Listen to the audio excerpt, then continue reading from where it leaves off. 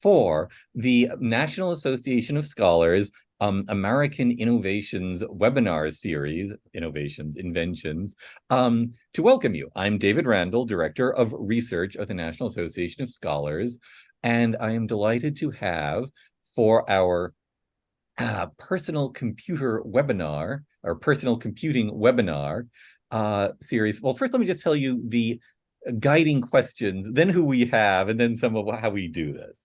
So the guiding questions. Computers were once large, bulky things the size of entire rooms, and it took specialized skills in order to use one. However, Steve Jobs sought to popularize the PC, a personal computer, one that would reside in the home and be a tool for people of all kinds to use, one that was accessible without specialized skills. What is the story behind the first PC? What effects did this have, socially, culturally, economically?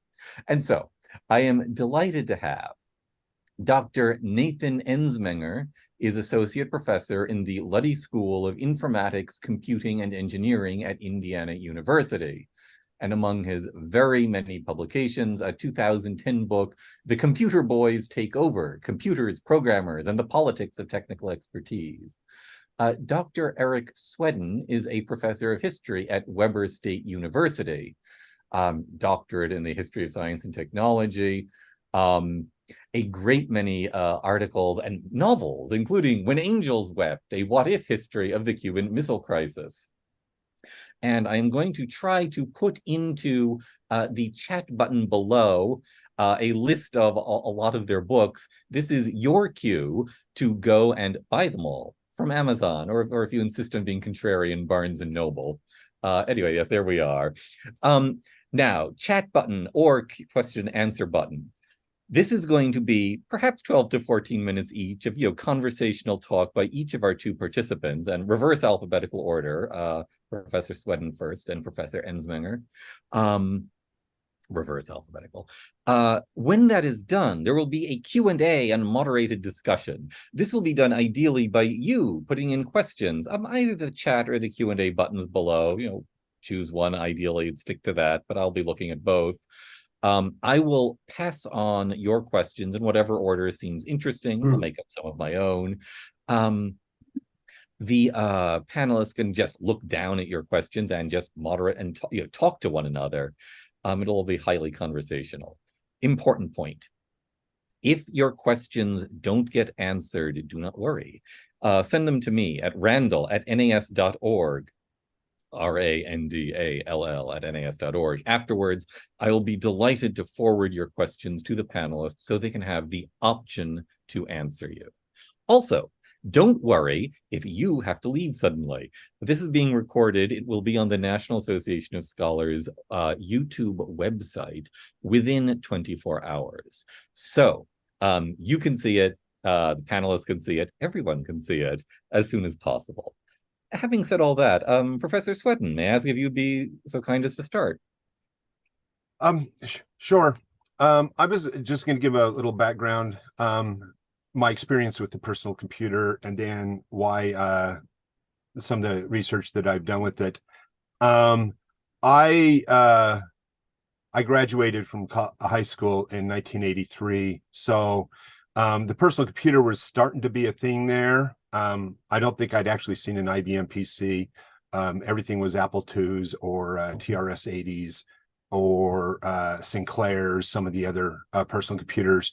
And my background, I was originally in the computer science field, and I worked for a number of years there. And I'm also a historian, and you mentioned science fiction writer. And some years ago, a colleague and I got together, and we decided that we had noticed that as we worked in the computer field, so many of our fellow nerds were serious science fiction fans. And so we became interested in the larger question: how did science fiction influence the growth of the computer? And because if you go back and read older science fiction, you'll notice that they really predicted the landing on the moon, space travel. Lots of really interesting things have been predicted in science fiction beforehand. And we were looking for places where science fiction directly inspired particular computer inventions. And one of the things that we noticed as we were going through this is science fiction completely missed the boat, by and large, on predicting the rise of the personal computer. And if you look at science fiction stories from the 40s and the 50s and the 60s, and even into the 70s, when it described a computer, it described big, room-sized or planet-sized computers. And you had this idea that scale came from the enormous physical size of it. And so we're digging around and we're going like, this is so bizarre that the making computers smaller and more personal and all the different things that happened that way weren't predicted. And then we ran across, so I was at a science fiction convention, and I brought up on the panel I was on that I was interested in this research topic.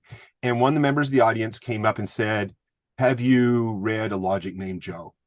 And I'm like, I have not. And so I walked into the dealer room at the science fiction convention, walked up to a person who had hundreds of old science fiction magazines he was selling. And I said, do you have A Logic Named Joe? And he says, yeah. And he walks over and he grabs an issue of Astounding magazine from 1946. And he says, here it is, $10. And so I have an original copy, and it had illustrations. And A Logic Named Joe is this amazing story that in many ways predicts the rise of computers and networks and online databases and artificial intelligence. It is an amazing story that was the most popular story in that issue. It was by a very famous science fiction writer who's often called the Dean of Science Fiction. And though it wasn't published under, he was known by his pen name, Murray Leinster, and it was published under his actual name because that particular issue had 2 stories by him. And one of the things he did is he was very into electronics. And this is 1946, right after World War II. They hadn't accepted this idea that these new electronic brains that would be invented, like the ENIAC, were going to be called what they call them. And the term computer hadn't been settled on, so he used the term logic. And I do encourage, if you want to read a fun, interesting story, it is 1946, it is pretty misogynistic. I recommend you go out, there's a copy on the web of A Logic Named Joe. And it's a fascinating story. And while many of the writers of the period would have read this story, would have been familiar with this story, it didn't change the conversation within the science fiction community about what computers were going to look like in the future and how we were going to interact with computers in the future. And when they thought of artificial intelligence, they strongly thought of artificial intelligence as something that would be embodied in an electronic humanoid, a robot, which is a term from the 1920s. And so then you come to the mid-1970s, and there's a variety of people that are taking advantage of this new invention that's from Intel called the microprocessor, which makes it a lot easier to build computers. And there's a whole variety of people that are involved in this. There's a small company in Albuquerque, New Mexico, that builds what's widely considered to be the first home computer. And then there's a group in Silicon Valley in San Francisco called the Homebrew Computer Club. And these are a bunch of hobbyists, many of them who work in the computer industry. They are looking at using this new invention of the microprocessor to make early computers. And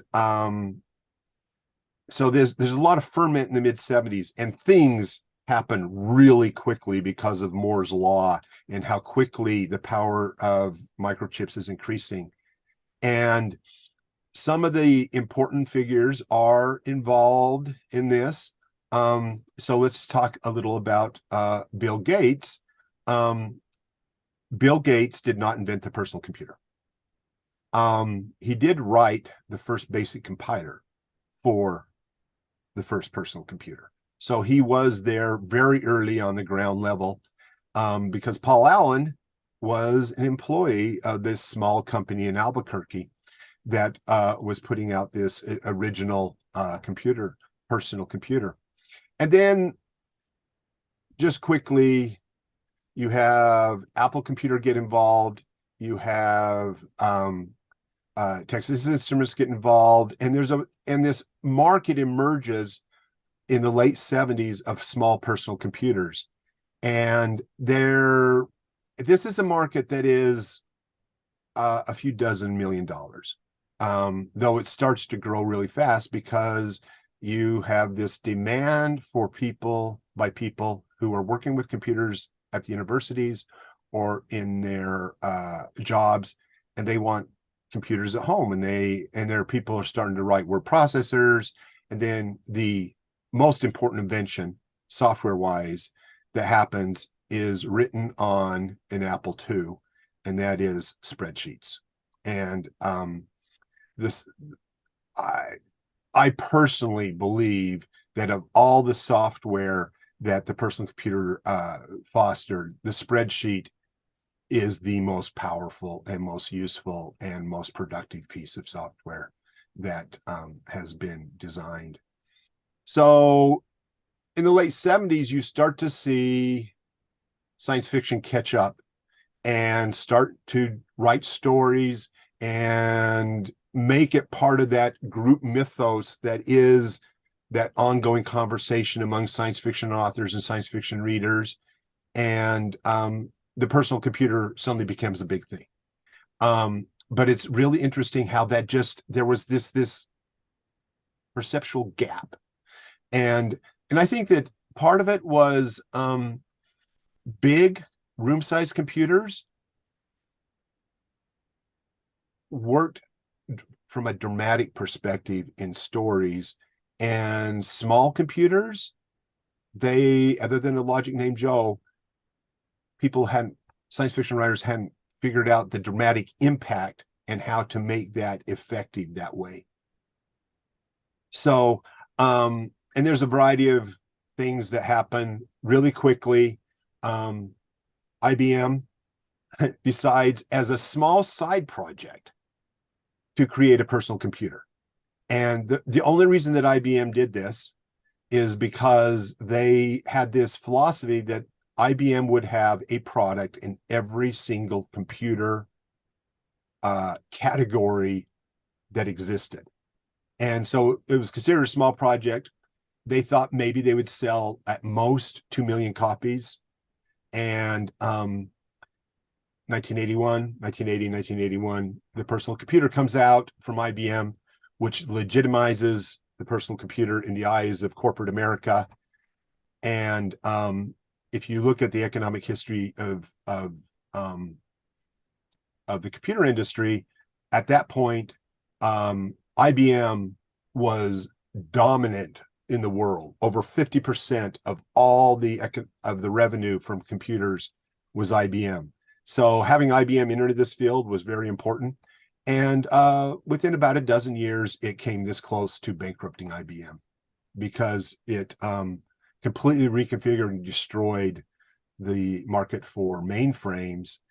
And all these little personal computers became this competition and really eroded the profit margins for IBM. The one thing I will say is when we look at something like Google, or Amazon's cloud product, Amazon, I can't remember what the name of that is, even though it's always on NFL games because they pay to have product placement. All those things, which are really in many ways the world's biggest supercomputers, all they are is rows and rows of PCs and massively parallel systems. So I've covered a variety of different things. I think I'll step back and let Nathan come forward. Thank you. Yes. And Professor Ensmenger. Excellent. Well, thank you, Eric. It's interesting that you started with science fiction and predictions and why and how they missed the personal computer. I'm going to start with a prediction as well from a slightly later period from 1970. But first of all, I'm going to share my screen and see if I can get this working. You should hopefully see a slide that says democratizing computing. And what I'm going to read you is a prediction from 1970 from an essay in a book called The Computer Impact, which was trying to come to terms or help people come to terms with what the computer meant politically, socially, economically. And the prediction is from Paul Baran, who is a researcher at the Rand Corporation. And here's what he says. And while it may seem odd to think of piping computing power into our homes, it may not be as far-fetched as it sounds. We will speak to the computers of the future in a language simple to learn and easy to use. Our home computer console will be used to send and receive messages like telegrams. We could check to see whether the local department store had the advertised sports shirt in stock in the desired color and size. We could ask when delivery would be guaranteed if we ordered. The information would be up to the minute and accurate. We could pay our bills and compute our taxes via the console.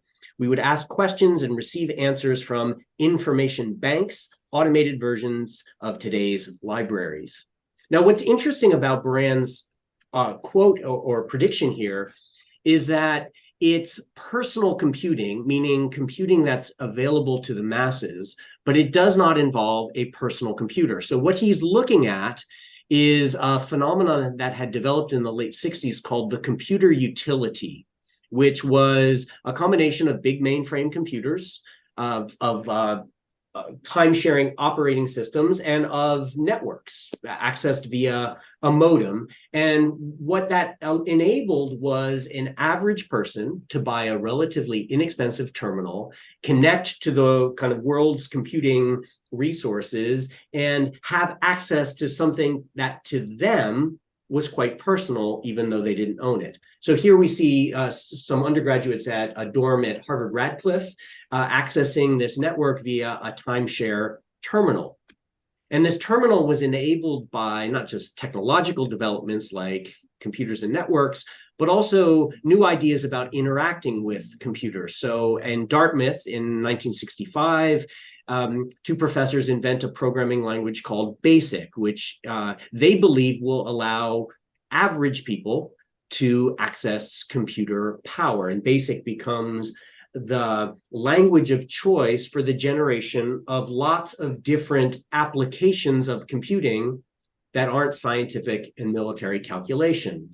At the University of Illinois, we get the development of a system called Plato. This is you're seeing on screen a version from 1972, which had a keyboard and a touch screen. What was innovative about Plato was the idea that it would be used for education. There were computer games, what we might call a kind of social networking that developed here. And again, what we have here is a personal computing without a personal computer. And in some ways, this is a very familiar model, right? Because many of us access what we call computing resources, but we access them through smartphones or tablets or video game consoles or smart appliances. The actual personal computer, in the way that it's imagined in the period between, say, 1977 and 2007, is in some ways an anomaly. And needs to be explained why you would ever want to have computing power in your home as opposed to happening at scale in the cloud. Now, this leads to the obvious question here, which is so hard to answer. Who invented the personal computer? And as Eric suggested, there are so many different origin stories here. The most common one focuses on the survivors, the winners of this game. And it follows a genre that is very popular. It's not a good way of thinking about history, I think, but it's popular because it's exciting. It fits certain narrative structures. We call it technological determinism. The idea here is it's a story about a lone genius who kind of sees the world in a different way and invents something that changes the world. And one of the dominant narratives about the personal computer has to do with this magazine, 1975 issue of Popular Electronics, which featured a microcomputer called the Altair 8800. This is the machine that allegedly started it all. It's not a very imposing machine. This is it. There's no screen, no keyboard. The most important part of this picture is actually that paper tape that you will see, because one of the reasons that the Altair is considered historically significant is because of the two young men who saw the cover of this magazine and imagined in the Altair a new kind of business. And those people were Bill Gates and Paul Allen, sitting here on a timeshare computer utility terminal that was available to them in their high school. But they go on to invent or to found the company called Microsoft. The stories of the two Steves, Steve Wozniak and Steve Jobs, again, a hippie and a hacker, the lonely nerd turned good. We love these stories about unique individuals that change the world. The story about Apple is it takes this obscure kind of hacker technology and it packages it in such a way that's beautiful and appealing and makes sense to the average consumer.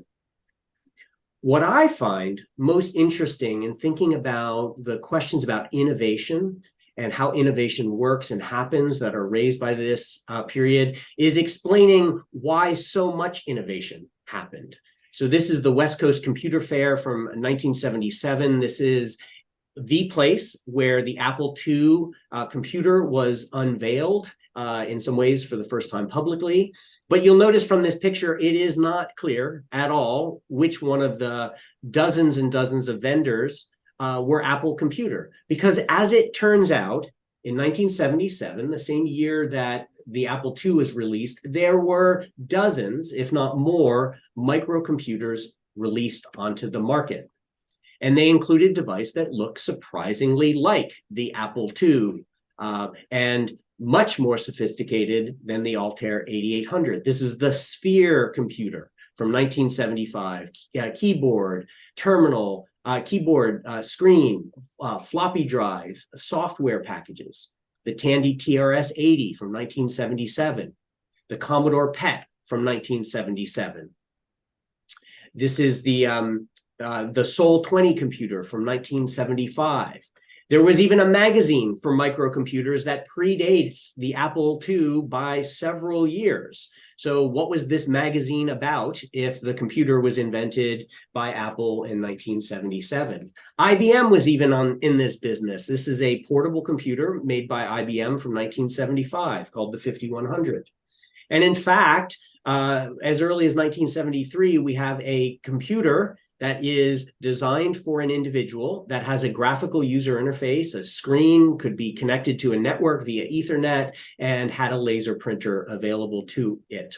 This is clearly not a story about lone inventors or people who have a different vision. Something is happening in the late 1970s that lends or leads to an explosion in innovation centered on Silicon Valley, but not solely confined to Silicon Valley.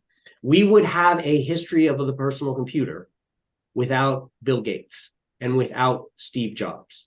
So the question then is, how do we understand this period if we understand it as a kind of Cambrian explosion of evolutionary experiments, of which the Apple II was only one. This is a graph of market share in microcomputing in 1981, right before the introduction of the IBM PC. And you'll notice Apple is present, but Apple is not dominant. There are plenty of other entrants into this field. Here's how I'm going to explain it. And I'm going to do this really quickly, but I think it kind of turns certain kind of innovation narratives on its head. So what I'm going to talk about is infrastructure and platforms. So if you are an entrepreneur in the late 70s and you want to build your own microcomputer company, you really need three things. You need a microprocessor, the brain of the computer. And by this point, Intel has manufactured this. It was first the IBM 4004 and later the 8008, the 8080 and the 8086. But the idea here is that IBM or Intel by the early 1970s could sell you a computer on a chip. And in fact, as this marketing materials suggest, they are actively encouraging people to take this product and to turn it into a microcomputer. They even built a kind of model, proof of concept, in 1973, the Intellic 440 and 880. And the idea was, please steal this idea, buy our chips and make a product. And you'll notice a striking similarity between this and the Altair 8800. But of course, having a brain or a microprocessor is not enough. You need other aspects of this. But certainly a company like MITS, who develops the Altair, can shop around Silicon Valley and buy a microprocessor, a disk controller, a power supply, all of the components of a computer, package it in a box and sell it as a personal computer. These were quite difficult to use, and in and of themselves was not interesting because you need other elements of a system. One of the things that a computer needs to do to be interesting to an individual is to interact with the world. The way that happens, we call them peripherals. We're talking about screens and keyboards and floppy drives and eventually modems.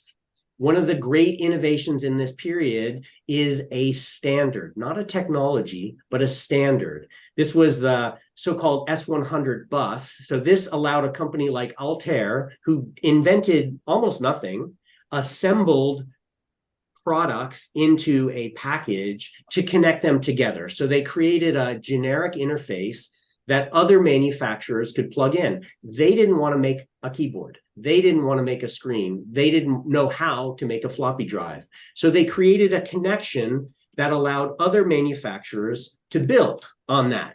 You could buy a memory card for the S100 bus. You could buy a serial adapter. You could buy a floppy drive controller. And you could put those all together in a box and have something that resembled a micro or a personal computer. So what we have here is a military industrial complex of semiconductor manufacturers pushing out into the market microprocessors. You had smaller players embracing a kind of openness and a shared set of standards. Now, of course, the problem here is once you create a standard, it's hard to control it. So other players would adopt the S100 bus, companies like IMSI. And if you could make a slightly faster, slightly cheaper computer that was compatible with other computers, you could outsell the market. And very quickly, IMSI overtakes Altair. This is a 1984 movie War Games, and you'll notice an IMSI 8080 in the background. But having a computer and a keyboard and a screen is also not enough. You also need something to do with your computer, and that's where software comes in. And software allows people to access a computer, and the very first software product for the Altair, commercial product, was made by a small startup called Microsoft, who borrowed the basic programming language from Dartmouth and the vast library of basic language software and created a software system that could allow you to integrate the Altair into other things. So what we're seeing here is a set of technologies, of economic opportunities, of trained workers, of people experienced with BASIC, of a library of programming languages coming together in the late 1970s in a way that almost anyone could put together a computer company. And in fact, they did. So this is the Altair with a version of BASIC. And so now we have a story about innovation in this period that you can explain without reference to individual genius. It's kind of like thinking about the print revolution in early modern Europe. It's not so much that Gutenberg invents movable type, it's that you've got an increasingly literate population interested in engaging on regional and eventually global commerce. You have incentives, you have reasons, you have products, you have support systems like paper and ink and markets and copyright law, which create the condition in which the movable type can thrive. Now, in some ways, the rest of the story is all about different combinations of these platforms. So the early period of personal computing is a kind of mess of experimental forms that very quickly stabilizes around the IBM PC platform. IBM builds a computer. What do they need? They need exactly the same things that Altair needed. They needed a microprocessor. In this case, the Intel 8086. If you run an Intel processor, you are running a version of the 8086 instruction set developed in the early 1970s. If you run an AMD chip, you are running a version of that instruction set. It just gets better and better over time based on Moore's law. And IBM just buys this technology off the shelves. They need peripheral devices. IBM goes not with the S100 bus, but their own version called the ISA bus, which continues today. If you run PCIe or SATA or even USB, you are running a descendant of this open standard for buses. And of course, you need software. IBM first looks at the dominant software written for the 8080 chipset, which is a product called Control Program for Microprocessors, widely adopted as a standard in the late 1970s. You could have a version that ran on Apple computers. You could buy a version for your Commodore 64. There was a big library of software. As the story goes, IBM goes to the inventor of CP/M at a company called Digital Electronics, a guy named Cary Kildall. And for various reasons, he turns them down. And so they go to their second choice, which is, again, a small company that manufactures BASIC for the Altair called Microsoft. Microsoft doesn't have an operating system, but they very quickly buy one and sell it, and they become the center of this platform. And the Windows Intel platform continues to dominate computing today. Again, we have a story of innovation that is dependent less on individuals and more on an emerging social economic context in which computing is something you or I would want in your home, a set of manufacturing processes coming out of Silicon Valley that makes those products cheaper and cheaper and better each year. And we get a set of social context that drive the emergence of a desire for a personal computer in your home.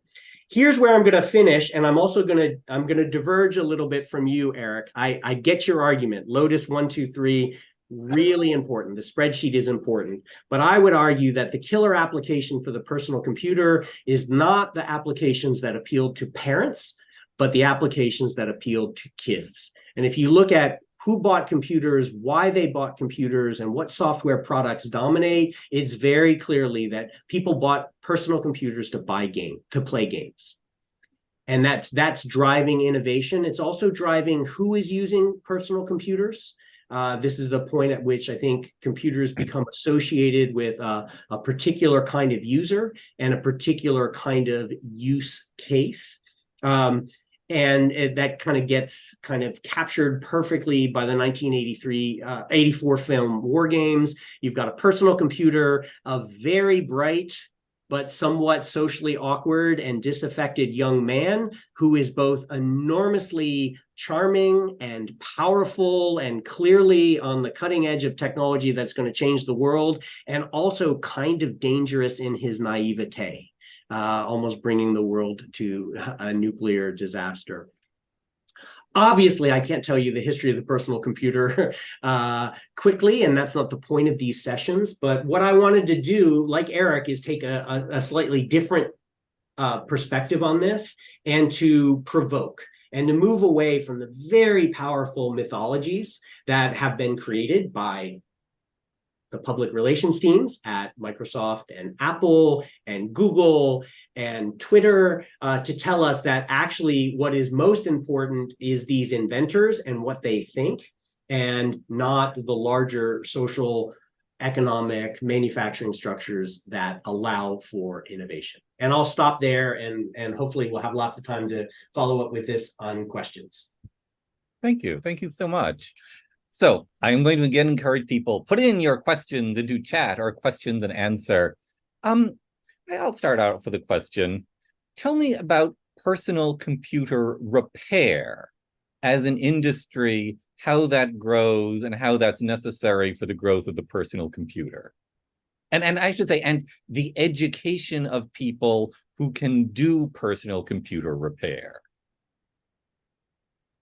That's a great question. Eric, do you want to take that on? I have some ideas, but what's your perspective?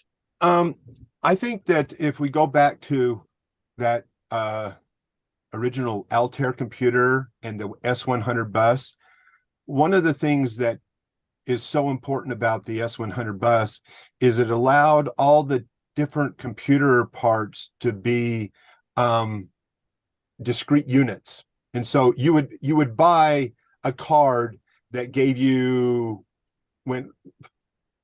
that would give you a larger screen. You would buy a card that was a video controller and you would hook it up to a TV. So when people do computer repair, what they're really talking about, by and large, is replacing components. And because it was such a wonderfully componentized system, it was pretty easy to learn how to do it. Rarely, very rarely, is someone sitting down and trying to repair something like with a solder gun or to replace a chip. And the reason is because it's completely uneconomical. And so when people say they put together a computer, what they're really doing is they are on a high level of abstraction, buying the parts, looking up on this wonderful thing called the internet to see that these parts are compatible with each other, and that there's the software and the drivers to make these parts all work together. And then they're putting it together. And no way am I criticizing people that put together their own computers. I do the same thing myself. I just, as Nathan has pointed out, the personal computer is the culmination of a massive pyramid of innovations and industrial structures and industrial capabilities, so that you are buying completed parts and putting them together in a new, unique way towards the top of this pyramid of innovation underneath it. And I think that people enjoy making their own computers. And one of the reasons they were able to is because we had this open bus system, the S100 from the Altair. And it wasn't the only bus system, though many of the early PCs were S100 machines at the core level. And part of it was intellectual property laws in some ways were very restrictive. In other ways, people had an ethos of not wanting to be restricted by intellectual property laws. And so they didn't necessarily patent things. They didn't do a variety of things to constrain the inventions of computers. I will give you a perfect example. We mentioned briefly, he talked about the Alto, which came from Xerox Palo Alto Research Center. They invented in the 70s pretty much what became the Macintosh, what became Windows, what became modern graphical user interface computers. They didn't patent any of it. In fact, it was unclear at that time whether you could patent software. And because that's an innovation that comes along, much to our detriment, quite frankly. Anyway, what happens is during the late 80s, people may remember that Apple sued Microsoft for making Windows because they said, we invented that with the Macintosh. And it was so weird because the historians of computers were looking at this like, your lawsuit's full of crap. You just learned all about this from Xerox. There's prior art. You're just using a lawsuit to try to modify the market to your advantage, which is there's a long there's a long tradition of doing that in the industry. And that's a completely different topic. Anyway, coming back to this idea of repairing your own computers, it is nice that the computer industry still has repairable computers, though the computer that almost everyone has nowadays is not very repairable. Deliberately so. Yeah. Well, Eric, I agree with everything you've said. But one of the things that I think often gets missed in the conversation we have about technology is we misinterpret what the fundamental kind of innovations are. So, for example, we talk about the adoption of the iPod and say, well, it's happening more quickly than any other technological adoption. But we kind of miss the work that needed to go into that, which is not just the invention of a device that plays music, but of an industry that allowed you to sell music by the song rather than by the album, of the emergence of electronic recordings in general, of ways of experiencing music, of computer networks. And so what looks like a really quick development, when situated in a set of other developments, including legal and economic developments, is actually quite slow. And I would argue the same thing about the personal computer, right?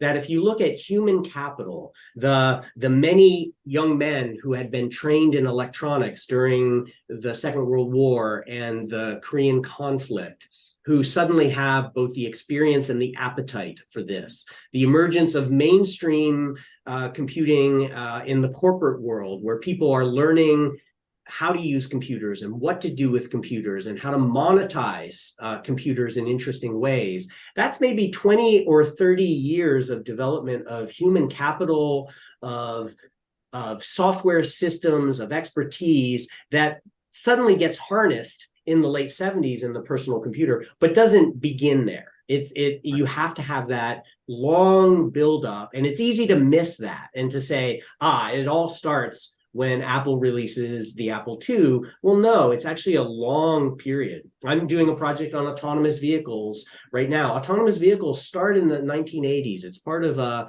military, concerted military strategic investment in AI and computing. And if you see autonomous vehicles as something that started with the DARPA initiatives in the early 2000s, it's a miracle. If you see it as something that's been going on for 40 years and is still not quite there, despite massive amounts of funding, then you get a different story about the pace of technological change, about the inevitability of certain kinds of technologies, and of the things that need to happen to create the conditions for certain kinds of innovation. It's one of the reasons that I talked in my talk a lot about platforms, right? Because platform, for me, captures all of these different elements. And platforms need to be both open so that they're accessible to lots of people, and also closed such that they create network effects, right? So the S100 bus isn't the best bus. It's just the one that kind of wins. And if you're making a keyboard for microcomputers, you build it for the most popular platform, which means all the other platforms die off. So that's why you get this explosion of growth in the late 70s, and then a rapid reconsolidation around the Intel Windows PC platform. And this is why so many Silicon Valley tech firms today are really banking on being a platform rather than a product. Think about what Elon Musk is saying right now to try to salvage what used to be Twitter. Well, I'm going to make it a platform for electronic payments and banking and communication and other kinds of things, right? It's a way of keeping at the center. And so once you understand platform economics and the way it plays out in the history of the personal computer, I think you can understand a lot about contemporary Silicon Valley venture capital, tech policy, in ways that if you tell stories about individual geniuses, you miss entirely. You miss the most important parts of the story. I'll stop there. That's a long answer. No, I agree. And I would also, in the late 80s, IBM tried to regain dominance in the PC market by introducing the enhanced ISA, and said, okay, everyone needs to go to this better bus. By the way, we have patented this, and you have to pay us royalties. And the rest of the industry says, you know what, we're powerful enough, you could go take a hike. And IBM failed in doing that. And quite frankly, the industry got together and made its own alternative because it did need to move further in the technology. And that was the end of basically IBM's dominance in the personal computer industry. The reason we have cheap computers is because of the IBM clone market from an economic standpoint, which emerged immediately after IBM came out. And part of it was because as IBM didn't use intellectual property laws to lock down their system, and people were able to duplicate much of what they had done. Yeah, it's the trick of computing, is being part of the winning platform that, because of network effects, becomes more and more useful, but also not being a commodity within that. And IBM became a commodity. You could replace IBM. Microsoft retained its centrality. You couldn't replace Windows, but you could replace any particular PC manufacturer. And that's the trick, is being at the center of a platform, having it be open, but also controlling it. Now, I'm just looking at, there's a question that came up on the screen here. And David, I don't know if you want to moderate or order, but there's an interesting question here about a company that allows PCs to dial in to get email, stock prices, airline reservations, in a sense, the kind of internet before the internet. And Glenn, who asked the question, speculated that it was CompuServe, and you're absolutely right. And what's interesting about CompuServe is it grows out of the computer utility. So you can have CompuServe via timeshare networks. So you need a cheap terminal and a subscription, and then you get all of this. It would not be including email, which emerges in the kind of mainstream world via CompuServe in, I think, 1979. Again, before people had personal computers, and certainly before those computers were networked. And it is, again, a kind of interesting question, right? Which is, if the key value that you and I get today out of our computers is our connection to other computers, why would I ever have been anxious to have one in my home? And I think that's why you need computer gaming. You need a certain kind of hobbyist culture that focuses on bigger, better, faster. And it's why I think the personal computer may be rapidly disappearing. But the answer to your question is, you have email and online gaming and other kinds of internet-like activities via computer utilities long before you have them via personal computers. I'm going to actually follow up with another question, which some of this has been going around. What is the legal and regulatory regime standard needed to make the personal computer revolution happen? And are there advantages within America? Are there advantages within California? Are there changes that are needed before it can work?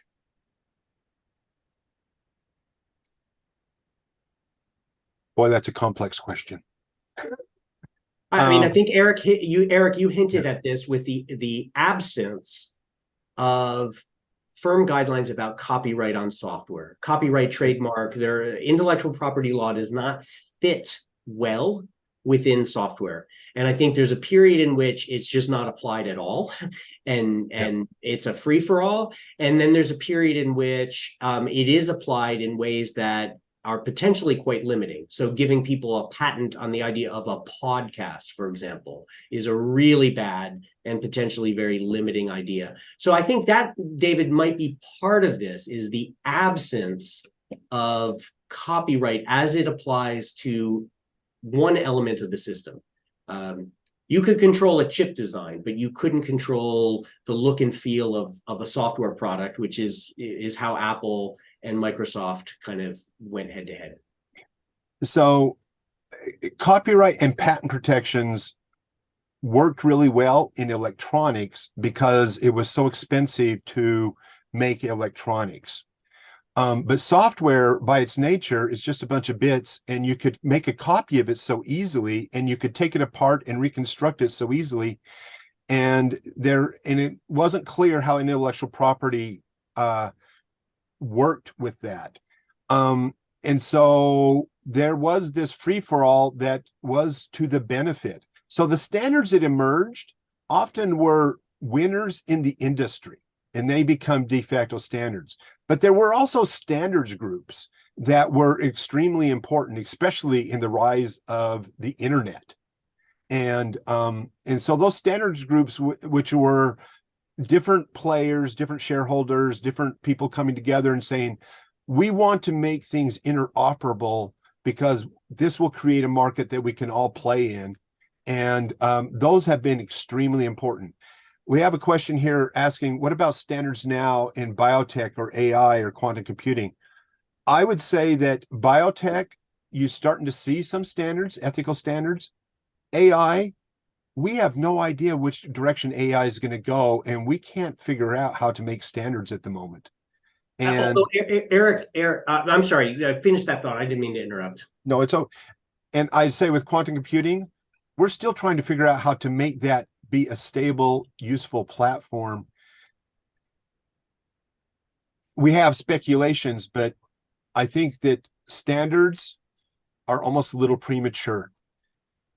With one exception, maybe, Eric, which is a different way of thinking about standards, which are interfaces. So I would argue that the API is a standard. So these are ways in which you can call on other software products and allow other providers to provide a service. So think about Google Maps, for example. You're DoorDash, and you want to create a system that can figure out where a client is located so that you can deliver goods efficiently. You don't need to program that. You just make a call to Google with a certain set of requests, and Google feeds back Google Maps. Once enough companies have built their platforms around that API, Google is now the standard. And I think that's what's going to happen with AI. So there's a battle right now to be the API call, where I'm going to develop a product that does smart emailing or smart customer service or smart other things. And I'm going to choose an API and go with it. And then network effects will take off. That's why so many Silicon Valley companies are willing to work so long without making profit. They're being supported by venture capital with the idea that if we become the standard of choice, then we can monetize that, right? Because it will be so hard for people to rewrite their other applications around that. So I think that's the battle with AI right now. It's not how the AI works. It's how the AI interfaces with the rest of the world. And you could argue the same thing about biotech, right? So if I have a genetic sequencing service that I could provide, I need to be the company that everybody links to and buys my service and constructs software, hardware, other systems around that. That's why the platform strategy is so powerful for Silicon Valley and its imitators. It's also tricky, right? Because again, one wins, which means everybody else loses. So I'm going to interrupt with a question actually based on that, if I may. So how is antitrust regulation possible in a industry which depends so heavily on these network effects being the standard? And how do you have the spirit of antitrust translated into some other technique which might apply to this new situation? I think the antitrust trials against Microsoft substantially distracted that company and changed its behavior. Even though they lost from a legal standpoint, but they won from an economic standpoint. But they also completely missed the boat on the next innovations that were coming along. I should point out, it is true Lotus 123 tried to sue people for copying the look and feel of their product. The original spreadsheet was not Lotus 123, it was VisiCalc. And Lotus 123 was another company that took that idea and just ran with it and ran VisiCalc into the ground. And then they tried to defend their market position through lawsuits. And Lotus also bet on what would emerge as the dominant platform. So VisiCalc was an Apple-based ecosystem, and yep. Lotus 123 bet on IBM, and IBM won. So it's not so much the virtues of the product as it is the success of the ecosystem. And again, think about the massive convergence we have around, there's iOS and there's Android. There's not a dozen, there are two, because of the power of network effects. Your question, David, about antitrust, I think is interesting, right? So Microsoft learns a lesson from IBM, which is we need to be part of the dominant platform, but we need to figure out a way to control that platform. And they saw IBM lose out in that battle. And for Microsoft, I think it's the early internet and its standards around HTML and about web servers. And Microsoft really attempts to insert some proprietary standards into the web and then use that to control the platform, and they're really worried about Linux and other open source. Where that runs into open source law is where Microsoft made arrangements with, say, Dell Computer and said, you need to install Microsoft Explorer as the default web browser for that platform, or we're not going to sell you a copy of Microsoft Windows. And if you don't run Windows, you're nothing. And that's where Microsoft gets in trouble, right? So they're trying to maintain their centrality within the platform by, in a sense, contractual arrangements, which did lose in the European Union as an as a monopolistic practice. And you can see this in other ways, right? I mean, again, the platform formerly known as Twitter is slowing down links that lead to non-Twitter platforms, right? And you could argue that they're using their centrality to serve their own interests. They're, in fact, not being open about it. They're trying to maintain control. So that's where I think the spirit of anti-monopoly law in the American tradition is kind of playing out in a space that does seem to be a free-for-all and does seem to have been historically unregulated. But we're starting to see the big players use that to reinforce their centrality. We've seen it with Google and default search engines. Google pays something like $26 billion a year to Apple to be the default search engine for the Safari browser, right? You could argue that that's an attempt to reinforce a monopoly, and that users should have more choice about that default. I'll stop there. And in fact, local monopolies are perhaps tolerable. It's when you try to have a totally integrated monopolistic thing that's where you begin to stuff that one can maybe work against. I'm going to go actually to a question from John Goodman. What about Minitel in France? And just to build up on that, one, why didn't this happen elsewhere? Two, why couldn't foreign providers, competitors be able to catch up with the three? And are they, in point of fact, doing so in China now at last? Altogether. Wow. Well, Eric, do you want to? I love Minitel. I could go on forever, so maybe I should let you start. I think Minitel is fascinating, and I think part of the reason that Minitel was so successful in France is because they had basically a single national provider as telecommunications. And while the story of Minitel, you could say this is the dawn of the personal computer. It precedes what's happening in America. Yeah, but if you trace back the origins story of later PCs and later technologies, they're all going back to what's happening in America. They're not going back to what happens in France, even though it's an amazing accomplishment.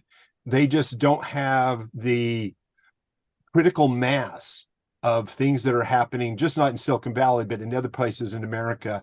And the American innovations just run down.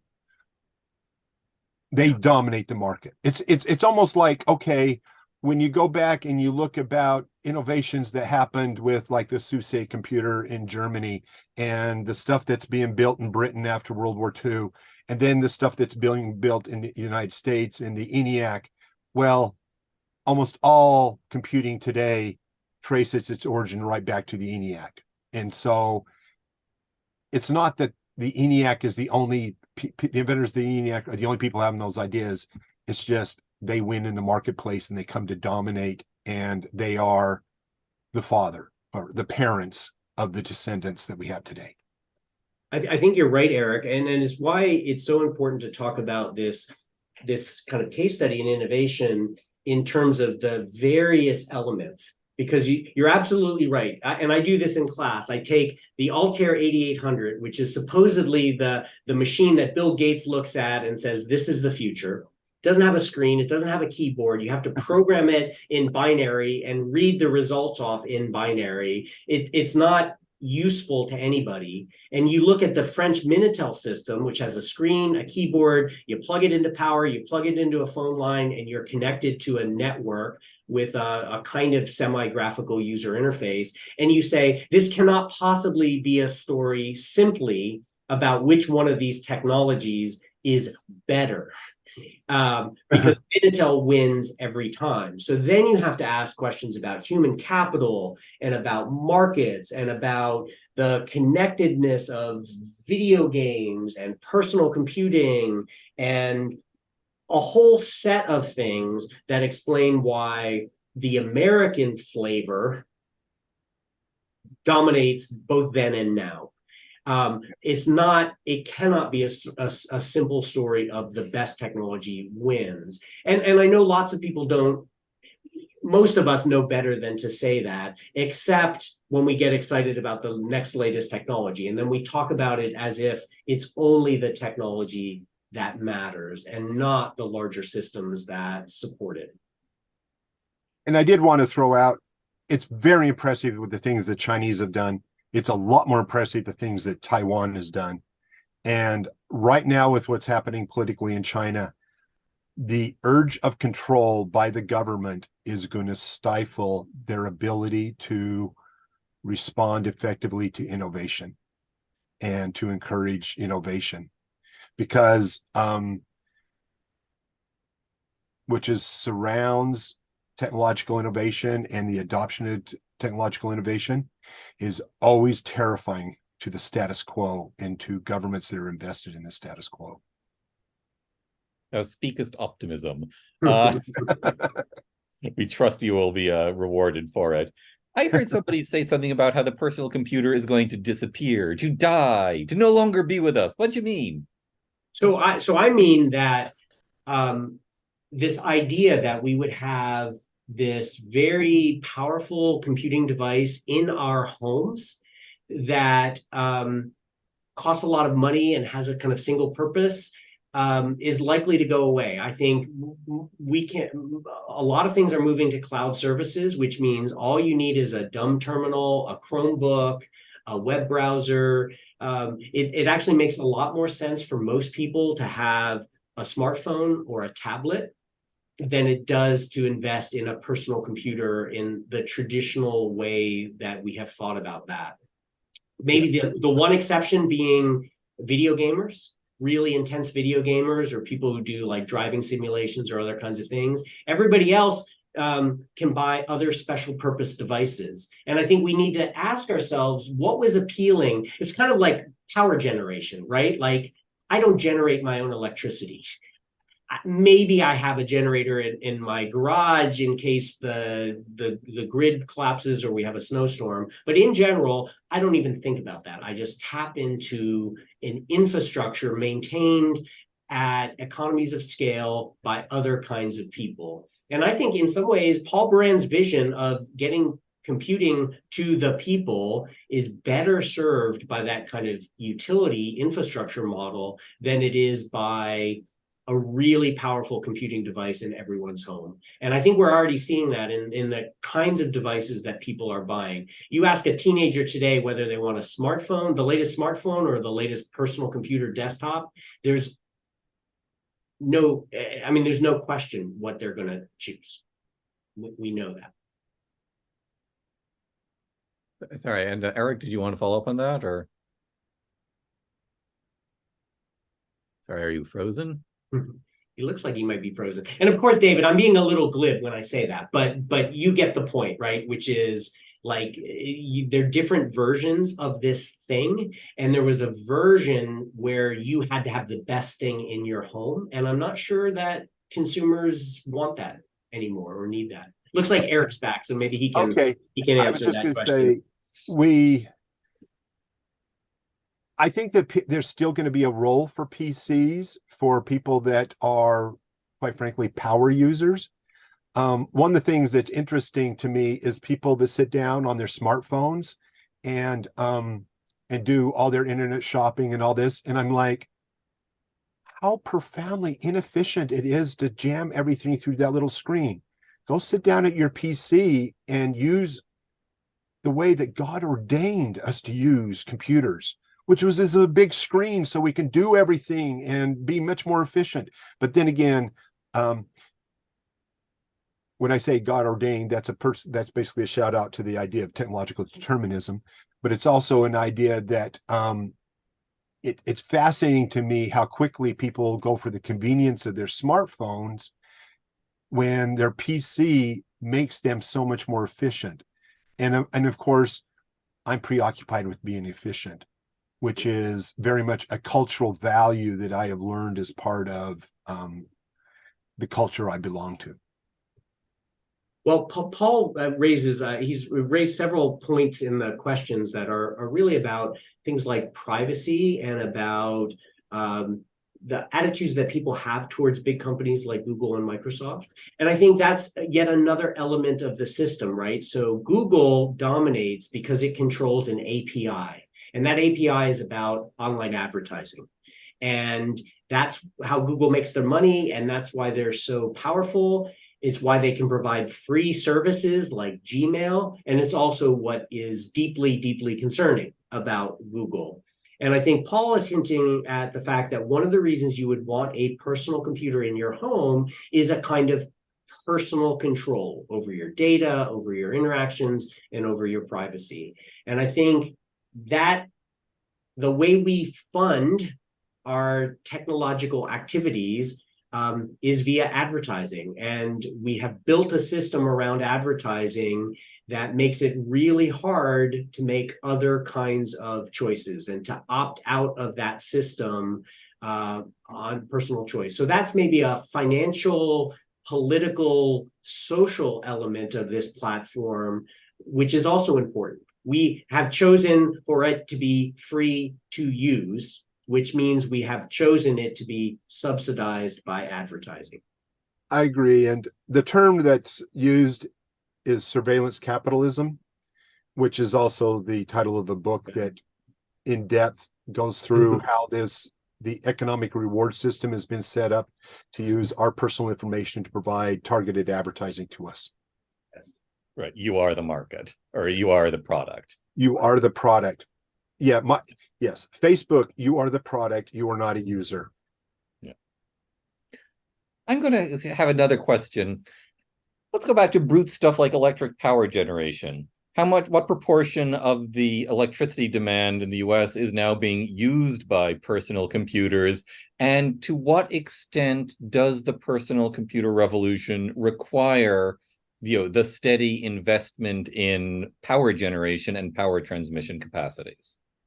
So I happen to know that answer. I'm working on a book on computing in the environment. So if you look at Google, Facebook, the big internet players, it's about 2 to 3% of electrical consumption in the US is involved in those companies. And that's a fairly small proportion when I just lay it out there, but it's actually really significant. If you look at cloud activities in general, They're generally considered to be the sixth largest consumer of electricity on the planet. So behind China, Russia, the US, Germany, and France, and then there's the cloud.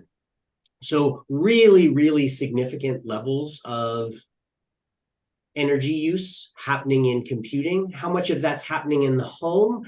Relatively small amounts, although it is significant. So Chance was talking about building a high-powered gaming computer during the pandemic. You know, he knows it's easy for a good graphics card to use 1,400 watts, which is a lot. That's a lot of power devoted to computing. So the relationship between computing power and electrical power, I think, is growing, and it's growing more significant. And obviously they're tied together, right? So the security, efficiency, reliability of the electrical grid is tied to the security, reliability, efficiency of the computing grid that is emerging. And of course, there's the abuse of the system, cryptocurrencies, which require enormous amount of data, enormous amount of computing CPUs in order to create a single Bitcoin or other type of encrypted wad of information.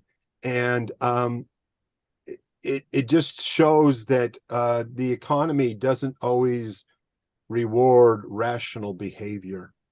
It rewards oftentimes irrational behavior. And you can obviously see my opinion of cryptocurrency. But it's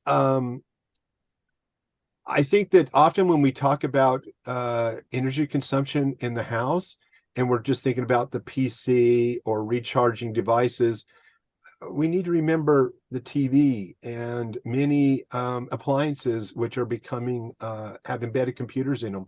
I think that sometimes we underestimate electrical consumption by computers because we don't think of our house.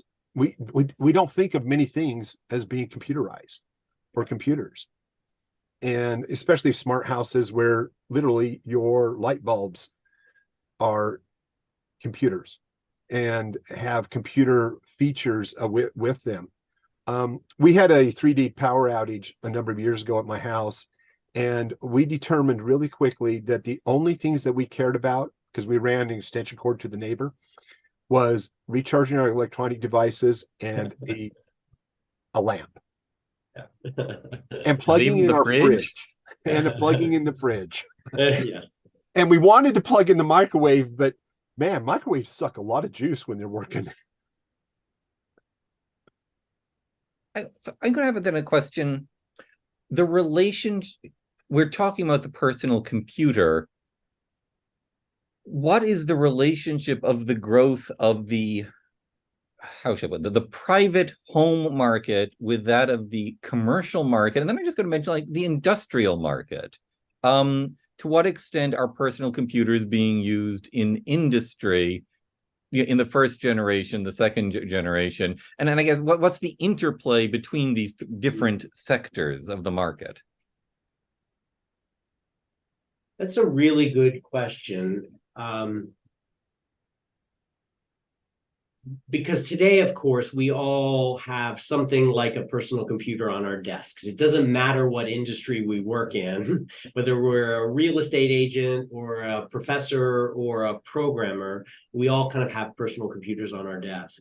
I think, though, that probably the way to understand that story is the personal computer in the home first, and then later in the office when people are, again, we've developed a kind of social infrastructure. I'm not entirely sure I can justify that with numbers, but given what I know about software sales, where the sales are generally speaking more likely to be games than they are word processors or spreadsheets, I think that is probably true. But, it goes back, David, to my glib statement that we may not have personal computers in the home. I think we will have them in the office a lot longer than we have them in our homes. that I can get away with my cell phone or my mobile phone in my home and my personal entertainment activities, but not in my work, not yet. But I'm not sure. Eric, what do you think about that? Now, that's an interesting question. What's your take? I think the majority of companies in this world, whatever their business is actually embodied in the business model that's inside the software that runs their company. Mm. And a good example of this is all you have to do is remove the computers or erase all the data for a company and see if they can continue to function or even survive. And we have embedded our business logic in our software algorithms for each individual company so profoundly that most companies are really their IT division with the other stuff that makes money on the side. Although it's interesting, Eric, and I agree with you that for reasons having to do with maintenance and security, a lot of companies really want those services to be hosted in the cloud rather, or their version, their private version of the cloud, rather than on a computer desktop. And so it's both more important to have everybody on computers and probably less important that be a personal computer in the way that it has traditionally been understood. If our university could get away with all having kind of personal appliances rather than desktop computers, they would love it, because we create a lot of problems. So it's interesting because when you say a personal appliance, to me, from an electronic standpoint, that's just a personal computer that has a more restricted purpose in its software. It is, but I think there's a larger sense in which the loss of control is really significant, right? So that there's something about a Chromebook that's locked down and I can't do anything with, and a laptop computer where I can install and configure and do my own thing, which is, of course, why I'm a problematic user for our IT group, right? They don't want me messing around with stuff because I break things. But so I think we're differing, Eric, a little bit on something about it's not just the technology, it's like the ideological frame of personal computing that surrounds that technology. I think for a period, again, of maybe 20 or 30 years, and it may be a period that is changing, but that was really important to our understanding of why you would want that thing in your home. And it was about control and mastery and some idea that it could do all kinds of things, even if in practice you only really used it to play computer games. In theory, you controlled that power in a way that was very appealing to people. Well, I think it still is. Yes. I think it requires, quite frankly, a real level of sophisticated understanding in order to maximize the use of your computing resources for your own purposes. And to make a little dig, one of the reasons I've stuck with the PC as opposed to going to Apple products is the PC lets me do things that Apple will never let me do. Yeah. Apple works really well if you do things the Apple way. Yeah. But if you try to do something different, they will punish you. Well, and that's a great example, Eric, right? Because the difference between Apple's Windows and Linux, the underlying technology is exactly the same. Those two ecosystems and the multiple cultures that emerge, completely different, right? So there's clearly a dimension to this that is the social and not just the technological. Same commodity equipment, really, really different meanings, I think, for people. And different expectations of user design. Yes. I'm going to go interrupt with yet another question on a slightly different thing. Importance of the government market. That is, how should I go? The feds are famous for being slow about adopting anything, particularly the military. I would imagine that government contracts are also slow, but presumably at some point being able to provide personal computers, the city of New York, the state of California, has got to be some sort of major and significant influence on the spread of the computer. Care to talk about that in particular?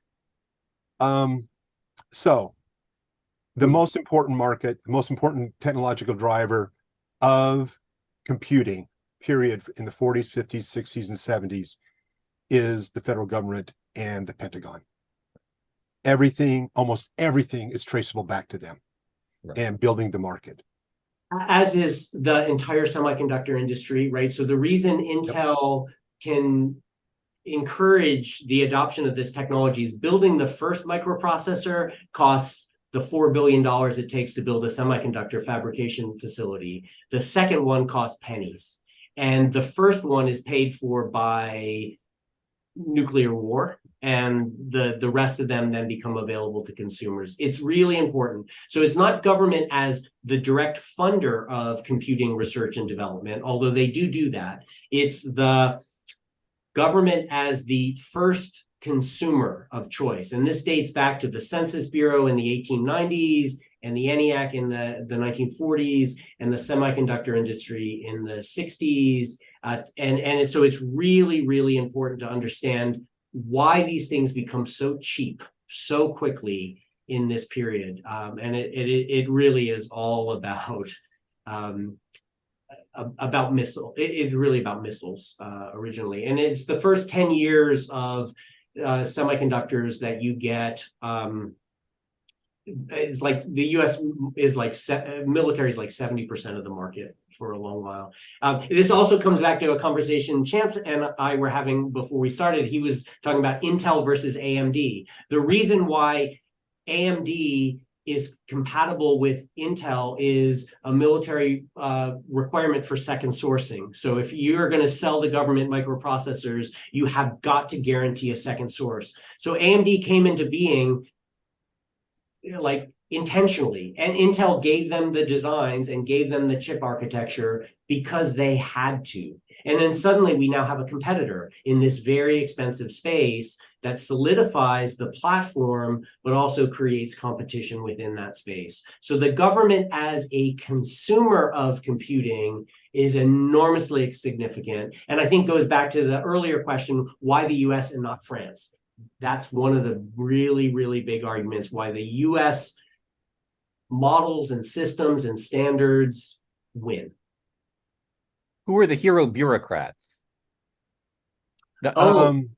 Robert Taylor at IPTO, and people at ARPA and DARPA, and there are a lot of them. These really Vannevar Bush, Larry Roberts, there are all these kind of really boring people who set standards. TCP/IP as the central standard comes out of the decision. And basically the US military says, if you want to work with us, you got to use TCP/IP. That creates this critical standard that the network effects of the internet are built upon. And it's a bureaucratic decision within a government bureaucracy. In a broader sense, that comes from two things. First of all, the federal government, when it sponsors the invention of the technologies, it requires them to be released, unless they're classified, released without intellectual property protections. And so TCP/IP is free. There's also another aspect.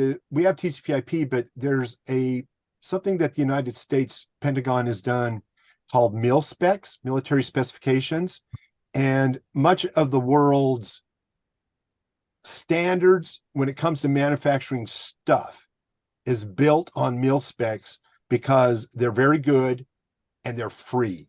And you can just download the mil spec and that becomes the commercial specification.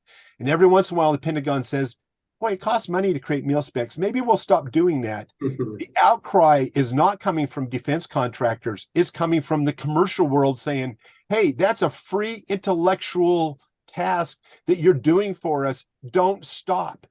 Yeah.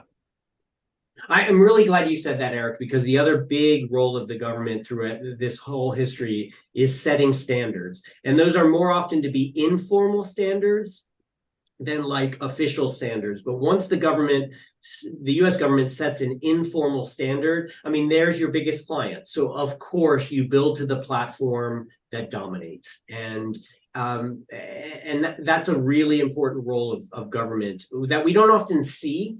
and isn't celebrated in the kind of innovation books that talk about successful startup companies. I'll give you another example, and you don't even think of this as a computer, but in the 80s, they started to put computers in cars, and they started to be able to do diagnostics. And the auto companies thought, hey, this is a great way for us to regain control of the aftermarket of repairs. So what we're going to do is we're going to make it really expensive, like $25,000, just to buy a diagnostic device to download codes from the computer. And what we're going to do is we're going to destroy the auto repair industry in America and force everyone to go back to the dealerships. And California legislature stepped up and said, if you want to sell cars in California, which is 10% of the US market, you have to use standardized codes with a very inexpensive reader. You don't get to do this. This is monopolistic behavior. Now, it's not classic monopolistic behavior in the sense that it's a single company dominating. It's basically a group of companies all adopting the same monopolistic technique. And so that is why when you want your codes, you can pick out your own reader, you plug it into a standardized interface, and you can go on the internet and you can look up and what all the codes mean. That only exists because the California legislature was far-reaching enough and stopped a non-competitive, abusive tactic that the auto companies were trying to create in the late 80s.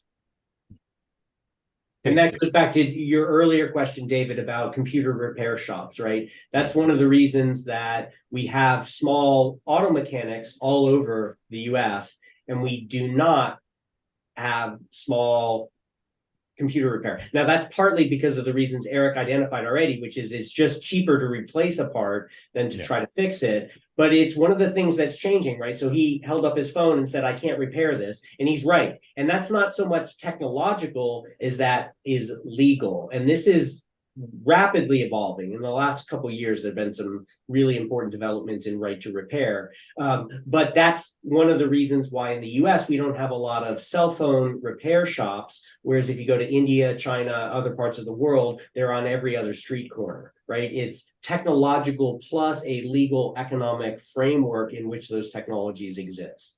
And whatever lessons we learned in auto repair, we seem to have forgotten in the context of computer repair. Thank you.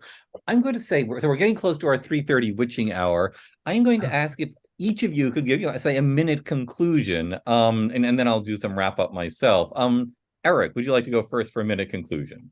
I think that in the broader sense, the really fascinating thing about computers is how it has totally changed almost every activity that humanity engages in. And most of us, unless we're aware of the history and how things are done before, we are almost completely oblivious to it. If you look at many of the major advances that are happening in science right now, they're all computer enabled, and they're all massive databases and specific computer controlled instrumentation. And that is just the world we live in. Just imagine briefly, if computers didn't exist, how you would do your daily activities. You mean like the one we're doing right now? Yeah. That's right. That's right. Right. So what I appreciate being invited to this. Yes. So what I would say is if you're going to use, as many policymakers, investors, entrepreneurs do, if you're going to use the history of the personal computer as a case study in innovation, and you're going to build your policies and financial structures and business plans around it, it's really important you actually get the history right. So don't read the mythologies, read the historians. Much, much more informative for how to think about how to kind of structure and guide innovation in ways that are sustainable and reliable and meaningful and powerful. So that's my summing up. Thank you so much. Yeah. Okay, thank you so much. I'll just say the technical bits again. If you still have questions, send them to me, randall@nas.org. I'll be delighted to forward the questions to the participants so they can have the option to answer to you. And again, if you want to watch this again or mention it to somebody, this will be up on the National Association of Scholars YouTube channel within 24 hours. I'll put in a plug. If you liked this, we are consider donating or becoming a member of the National Association of Scholars. We welcome both. If you want to watch more, we are having more of these American Innovation webinars through the end of the year. What is the next one? We're doing a transistor one, certainly on November 14th. I think that may be the next one we're doing. But the point is we've been doing this. We'll continue doing it. They're fun things. Come and watch. I guess the final thing is the thank you. Thank you so much to our panelists. It's been wonderful listening and learning. Thank you so much to our audience. We do it for you. We can't do it without you. So much thanks, much gratitude to everyone involved.